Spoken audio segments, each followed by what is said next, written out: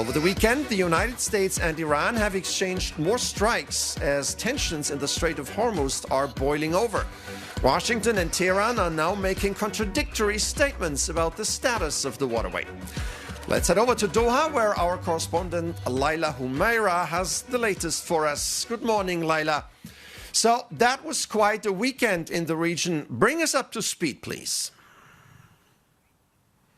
Good morning, Stefan. Yes, that's right. Gulf nations have once again found themselves on the front lines of this conflict and confrontation between the U.S. and Iran. Now, overnight, the U.S. conducted new airstrikes on southern Iran, prompting Tehran's retaliation against U.S. bases in the region. Now, just 24 hours ago, countries like Bahrain, Kuwait, the UAE, and here in Qatar had intercepted a barrage of missiles coming from Iran and activating those national emergency alerts. Now, Washington, on its part, said that those airstrikes it conducted in Iran over the weekend was in response to a ship that was attacked in the Strait of Hormuz by Iran. Now, here we see time and time again the events unfolding in the Strait of Hormuz become either a major sticking point in the negotiations or a major escalation point in the aggression and conflict between the U.S. and Iran. So that's where we stand, a heightened state of alert all over again in the Strait of Hormuz, and a big question mark over what this all means for the negotiations and peace talks. Stefan.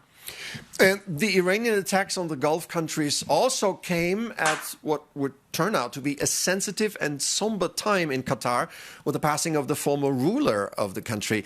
Laila, what's the mood like in Qatar right now? Yes, unfortunately, hours after intercepting those missiles from Iran, Qatari officials on Sunday morning announced the passing of the former ruler of Qatar, Sheikh Hamad bin Khalifa Al Thani.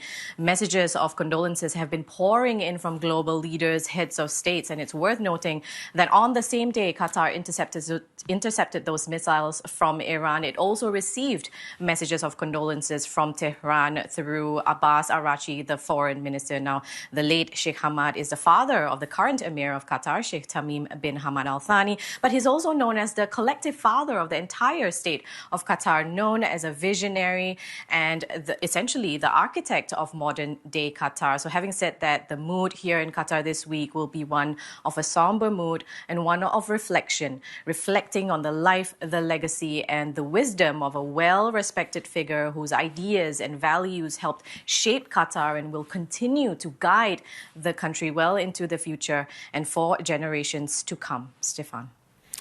All right, Laila Humaraih in Doha. Thank you for this update.